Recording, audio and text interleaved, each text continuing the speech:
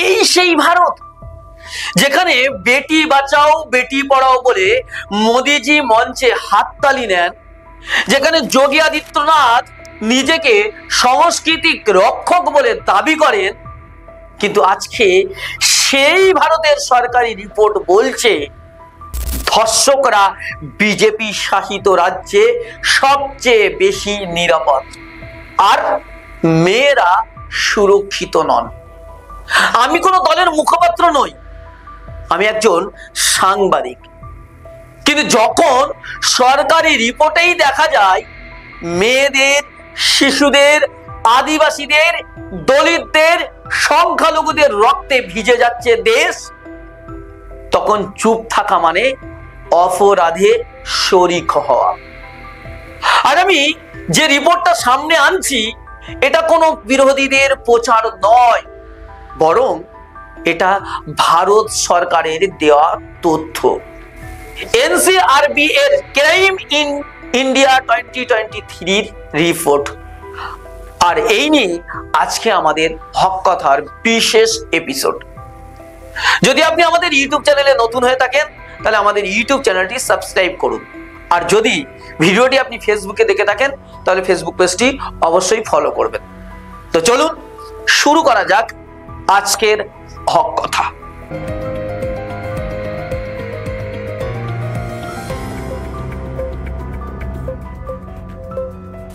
এই রিপোর্ট অনুযায়ী 2023 সালে দেশে মোট নথিভুক্ত অপরাধের সংখ্যা 62,40,000। প্রতি লাখ জনসংখ্যার অপরাধের হার বেড়ে দাঁড়িয়েছে 848.3%। অর্থাৎ দেশে অপরাধ বাড়ছে, ভয় বাড়ছে, আর সরকারের আশ্বাসগুলো কমছে। প্রথমে মহিলাদের বিরুদ্ধে অপরাধ, বিজেপি শাসিত রাজ্যের ভয়ঙ্কর চিত্র। 2023 সালে মহিলাদের বিরুদ্ধে অপরাধের মামলা হয়েছে 4,48,211টি, যা আগের বছরের তুলনায় অনেক বেশি। কিন্তু সবচেয়ে ভয়ঙ্কর তথ্য এসেছে সেই রাজ্যগুলো থেকে যেগুলোতে শাসন করছে বিজেপি। উত্তরপ্রদেশ যোগীর রাজ্য, দেশের শীর্ষে, যেখানে মামলা হয়েছে 65,443টি। মহারাষ্ট্র বিজেপির জোট সরকার, যেখানে মামলা হয়েছে 45,331টি। রাজস্থান বিজেপি সরকার, যেখানে মামলা হয়েছে 45,058টি। আর অপরাধের ধরন স্বামী বা আত্মীয়দের দ্বারা নিষ্ঠুরতা, যা 29.8%। অপহরণ ও জোরপূর্বক নিয়ে যাওয়া, যা 19.8%। শ্লীলতাহানির উদ্দেশ্যে হামলা, যা 18.7%। এগুলো শুধু পরিসংখ্যান নয়, প্রতিটি সংখ্যার পিছনে রয়েছে এক একটা মেয়ের কান্না, এক একটা পরিবারের ভাঙা বেদনা। বিজেপি শাসিত রাজ্যে ধর্ষকরা রক্ষা পায়, কিন্তু নারীরা সুরক্ষিত নয়। আর মুখে তারা এখনো বলে বেটি বাঁচাও। কাকে বাঁচাবে? ধর্ষককে না মেয়েকে? এটাই প্রশ্ন উঠছে বারবার। শিশুদের বিরুদ্ধে অপরাধ। 2023 সালে শিশুদের বিরুদ্ধে নথিভুক্ত মামলা 1,77,355টি, অর্থাৎ বৃদ্ধি পেয়েছে 9.2%। এর মধ্যে 45% অপহরণ, 38.2% পক্সো আইনের অধীনে মামলা। এই সংখ্যাগুলো বলে দিচ্ছে ভারতের ভবিষ্যৎ, অর্থাৎ শিশুরা আজ কতটা অনিরাপদ। স্কুলে যাওয়ার আগে ভয় পায়, রাস্তায়, পাড়ায়, এমনকি নিজের ঘরেও আজ শিশুরা ভীত সন্ত্রস্ত।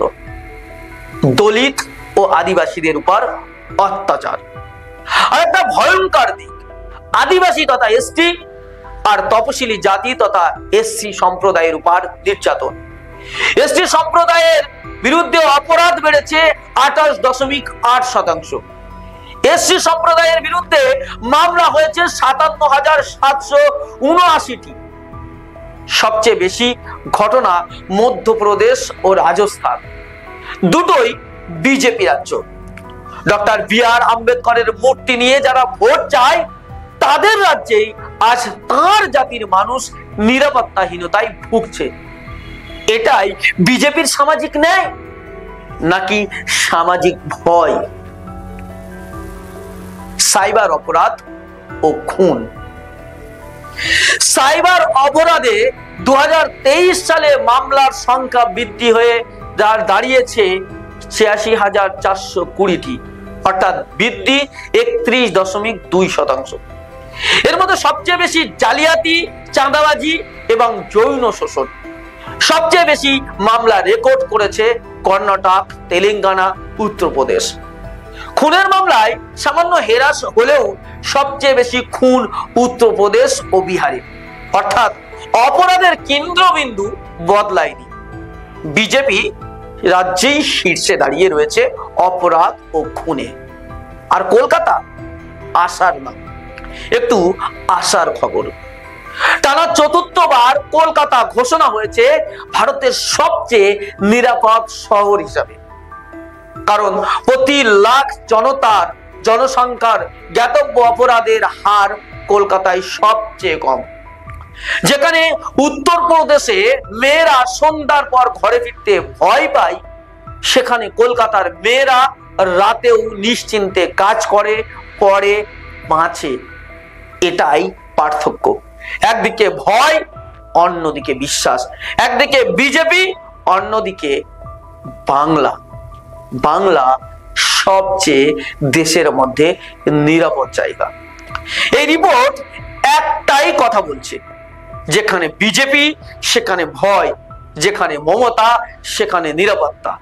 তাই আজ প্রশ্ন তুলুন, যে রাজ্যে ধর্ষকরা নিরাপদ, যে রাজ্যে দলিতদের রক্তে রাজনীতি হয়, সেই রাজ্য কি সত্যি ডবল ইঞ্জিন সরকারের সুরক্ষার উদাহরণ? আর বাংলায়, যেখানে নারী, শিশু, দলিত, আদিবাসী তুলনামূলকভাবে অনেকটাই নিরাপদ, সেই রাজ্যকে কি অপরাধ দেওয়াই বিজেপির রাজনীতি? এটাই সবচেয়ে বড় প্রশ্ন। আমি কোনো দলীয় ভাষ্য দিচ্ছি না, আমি শুধু সরকারি তথ্য পড়ছি, যা নিজেই চিৎকার করে বলছে বিজেপি শাসিত রাজ্য মানেই অপরাধের কারখানা, ধর্ষকদের মুক্ত অঞ্চল। আমি কিছু বলছি না, আমি শুধু প্রশ্ন রাখছি। আপনি কি এমন ভারতে নিরাপদ বোধ করছেন? আপনি কি চান আপনার মেয়ের ভবিষ্যৎ ডবল ইঞ্জিন সরকারের রাজ্যে লিখুক ইতিহাসের আরেকটি ধর্ষণ পরিসংখ্যান? আজকে এখানেই শেষ করছি। দেখা হচ্ছে পরবর্তী এপিসোডে। ততক্ষণ ভালো থাকবেন, সুস্থ থাকবেন। ভালো লাগলে ভিডিওটি অবশ্যই শেয়ার করবেন। ধন্যবাদ।